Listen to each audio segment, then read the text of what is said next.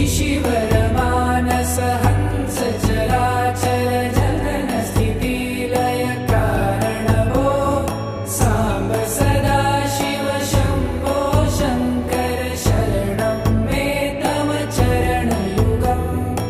अन्तःकरण विशुद्धिं भक्तिं च त्वयि सतिं प्रदेहि विभो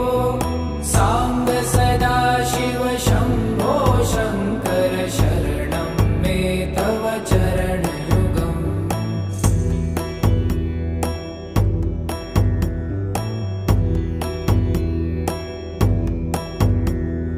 करुणा